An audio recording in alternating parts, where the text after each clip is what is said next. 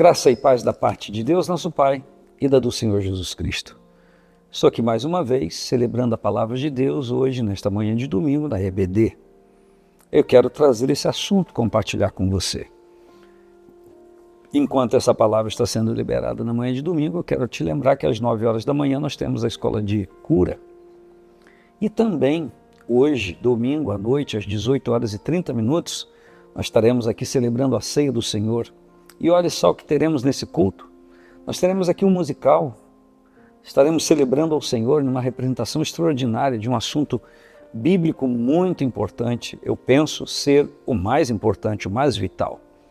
Nós teremos nesse musical teatro, dança, louvor. Enfim, um momento nobre para eu e você, para nós juntos celebrarmos ao Senhor. E eu quero então compartilhar com você nesta manhã sobre o texto de número 11 da Escola Bíblica, a intercessão de Jesus pelos discípulos. A intercessão de Jesus pelos discípulos. O texto áureo diz: a vida eterna é esta, que te conheçam a ti só, por único Deus verdadeiro, e a Jesus Cristo a quem enviaste. É um propósito de Jesus para a minha vida, e eu quero ler com você todo o capítulo 17 de João, que está assim dizendo, está escrito: Jesus falou estas coisas e, levantando os olhos ao céu, disse: Pai, é chegada a hora, glorifica teu filho para que também o teu filho te glorifique a ti. Interessante, a Bíblia diz que o Senhor levanta os seus olhos aos céus. Por que ele levanta os seus olhos aos céus? Porque a palavra diz que ele ensinou os discípulos a orar: Pai nosso que estás nos céus. E então ele diz, ele está falando acerca do seu momento de ser preso, julgado injustamente segundo a lei dos homens, não é? Crucificado, açoitado, crucificado e ressuscitar ao terceiro dia. E a palavra segue dizendo que Jesus diz: eu glorifiquei o teu nome na terra para que também o Senhor glorifique o teu filho. Ou glorifica o teu filho para que também glorifique a ti. Assim como lhe deste poder sobre toda a carne, para que dê a vida eterna a tantos quantos lhe destes. Interessante que esta vida eterna ainda está sendo compartilhada ao longo do tempo, ao longo dos anos, por Jesus Cristo, na ministração do Espírito Santo a cada um de nós. E ele diz: e a vida eterna é esta, olha o que a vida eterna é, segundo Jesus, que te conheçam a ti só, por único Deus verdadeiro, e a Jesus Cristo a quem enviaste. Olha o que é a vida eterna, segundo as palavras de Jesus: que te conheçam a ti só, a ti somente, por único Deus verdadeiro. Ou seja, não há um outro Deus verdadeiro além do Senhor. Eu sei que às vezes os irmãos dizem assim: não, este é um Deus verdadeiro. Não, ele não é um, ele é porque só existe um Deus verdadeiro, é o Senhor, e a Jesus Cristo a quem enviaste. Então, quando eu conheço a Deus, quando me relaciono com o Senhor, quando Ele se revela a mim, então isso é a vida eterna que está acontecendo na minha vida. E ontem eu ainda falei a você, e quero reiterar hoje, quais são as evidências que esta vida eterna está presente nesse momento que nós estamos vivendo. É justamente a maneira como nós respondemos à graça de Cristo.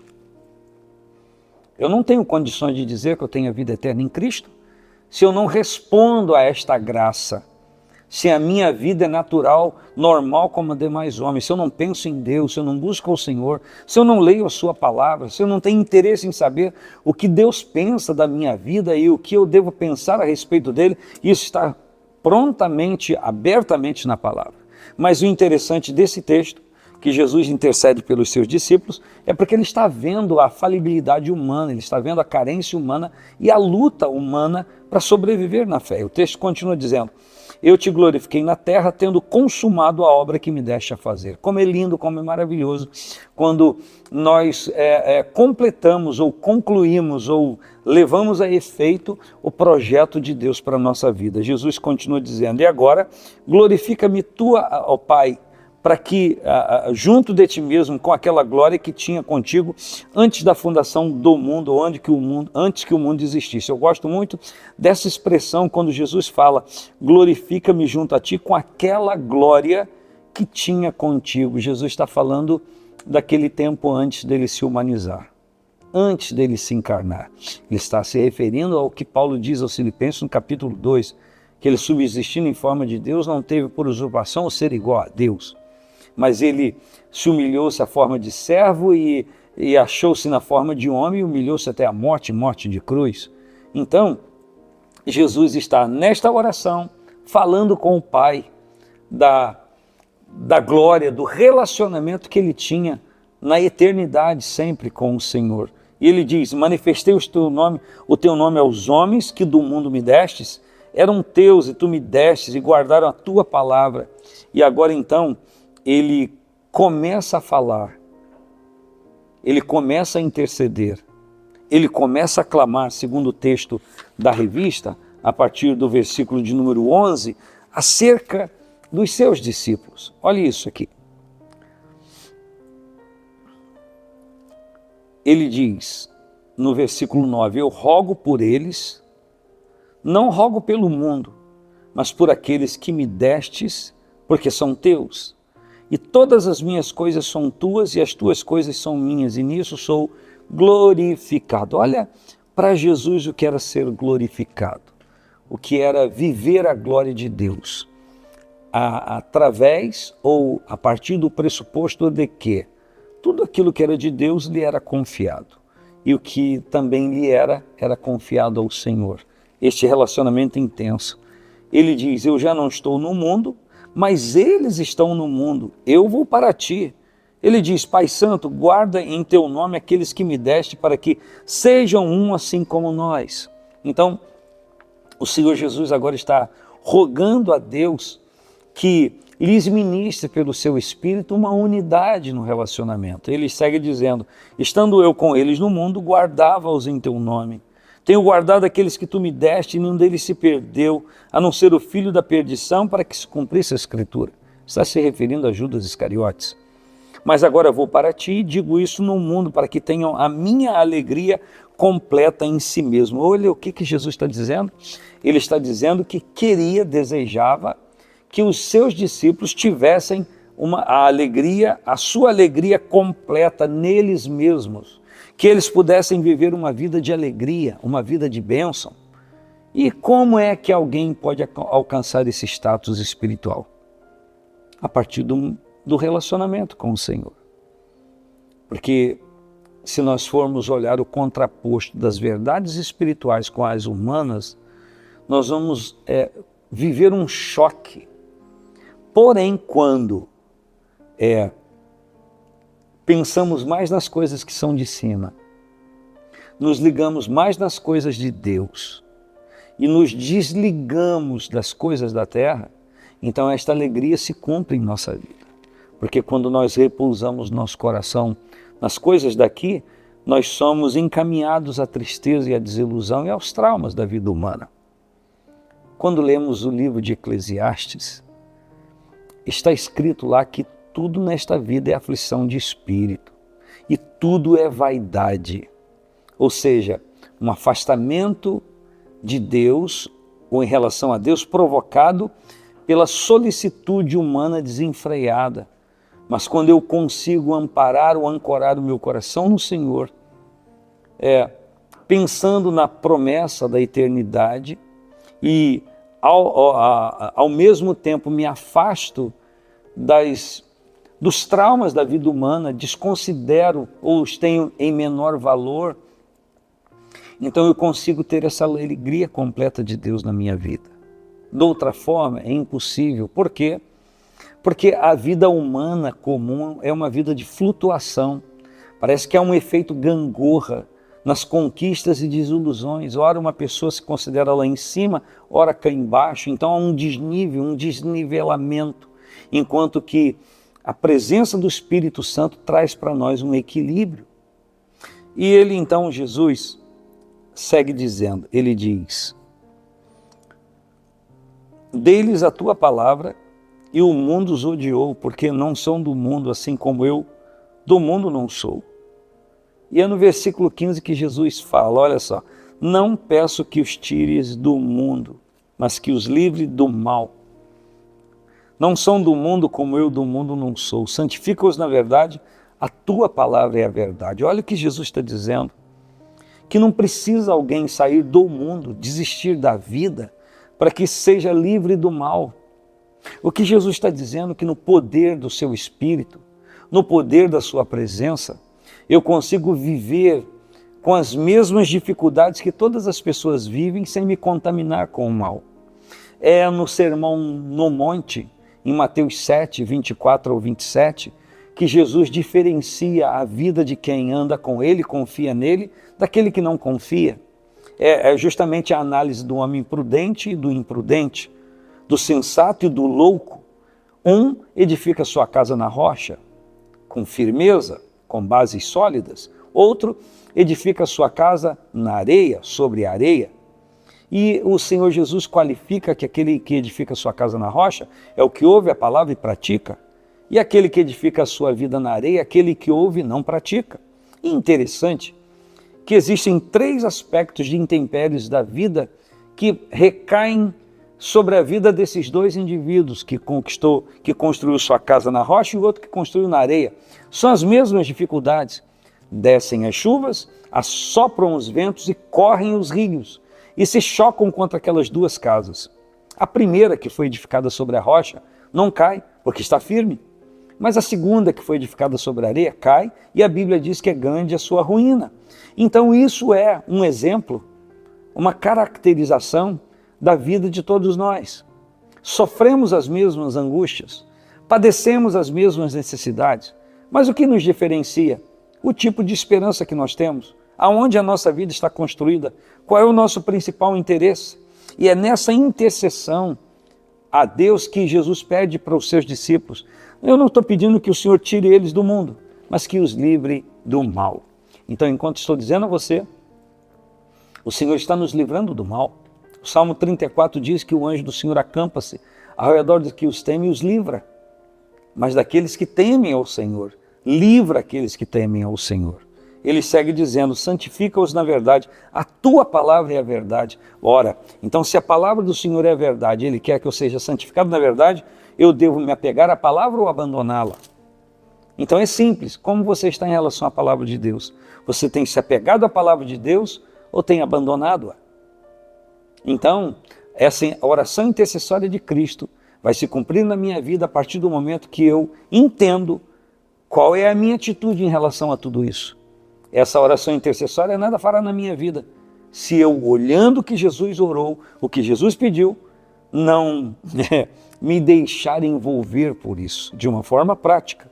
Ele disse, eu não rogo somente por esses, mas também por aqueles que pela sua palavra hão de crer em mim.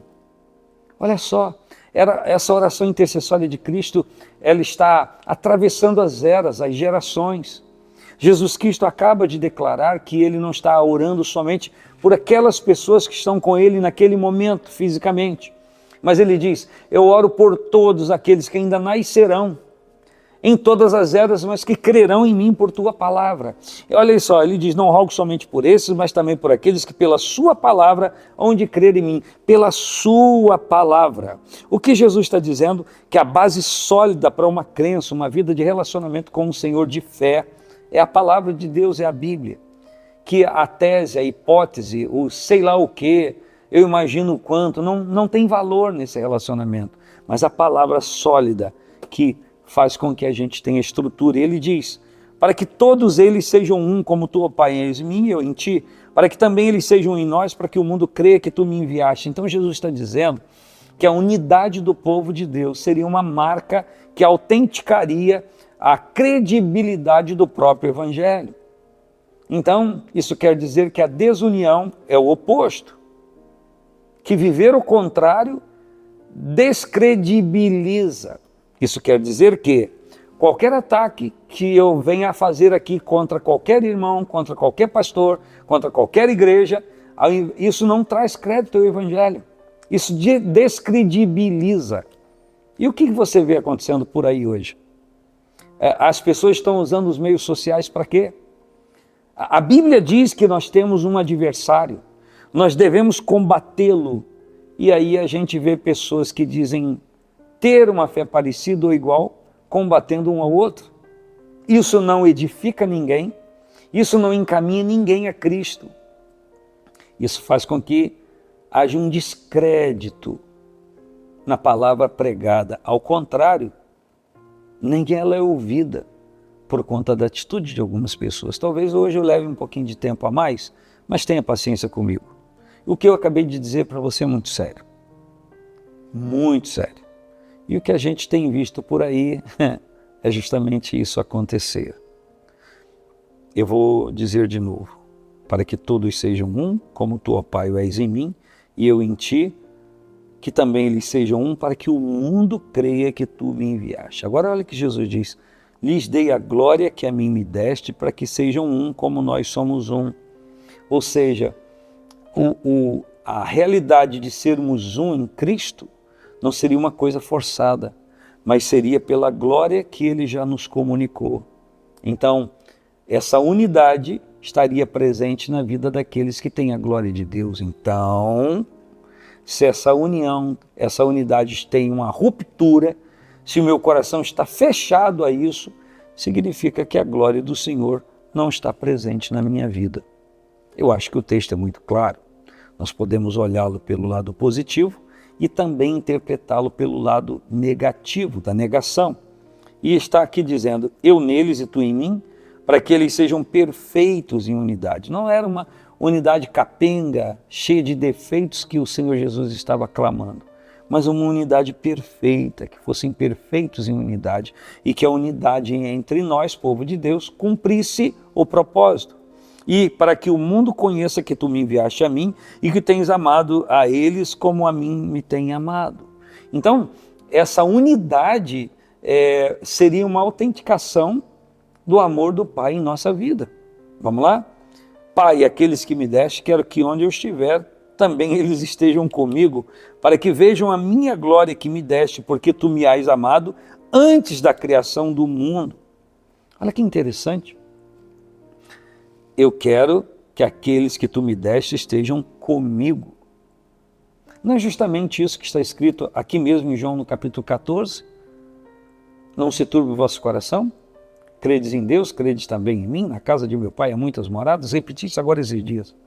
Se não fosse assim, eu vos teria dito, eu vou preparar-vos lugares. Se eu for e vos preparar lugar, virei outra vez e vos levarei para mim mesmo, para que onde eu estiver, estejais vós também. Olha, o Senhor Jesus fazendo aquilo que cabe a Ele para que estejamos juntos a Ele. E por fim, os dois últimos versículos, ele diz, Pai justo, o mundo não te conheceu, mas eu te conheci. E estes conheceram que tu me enviaste a mim, eles sabem por aquilo que eu estou compartilhando com eles. E o último versículo diz, eu lhes fiz conhecer o teu nome e lhe farei conhecer mais, para que o amor com que me tens amado esteja neles e eu neles esteja. Olha só, Jesus está falando que não somente ele comunicou este conhecimento, mas ele queria mais, ir além. Ou seja, é um pouco daquilo que Paulo, escrevendo aos Romanos, diz, que as aflições desse presente século não são para se comparar com a glória em que em nós há de ser revelada. Se aquilo que nós já temos conhecido de Deus em Cristo é maravilhoso para nós, imagine quando estivermos para sempre, eternamente com o Senhor Jesus.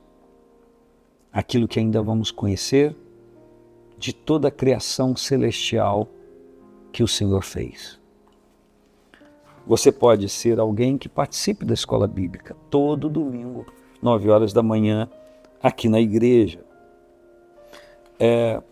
A verdade prática diz, a oração que Jesus fez ao Pai em favor de si próprio, dos seus discípulos e da sua igreja, ressoa ainda nos dias atuais. Porque ele falou que era para todos aqueles que, por sua palavra, crescem nele. Se você creu no Senhor Jesus, por sua palavra, esta oração intercessória, esse clamor, é por você também. Está alcançando a sua vida agora. E você pode, numa oração sincera, dizer ao Senhor que reconhece isso, pelo Espírito dele que ele lhe comunicou. Um grande abraço, que a glória de Deus, a unção do Senhor esteja presente em sua vida e que hoje, domingo, às 18 horas e 30 minutos, estejamos juntos na casa de Deus, aqui na Quinta Igreja Assembleia de Deus na Via Expressa, para celebrarmos esse musical que eu te disse no início, com cânticos, teatro e também coreografia. Vai ser um momento muito importante, muito importante. Eu chamo você para estar conosco, para juntos celebrarmos a bênção de Deus e lembrando a você que após esse musical, nós estaremos celebrando a ceia do Senhor. Um grande abraço, paz do Senhor Jesus.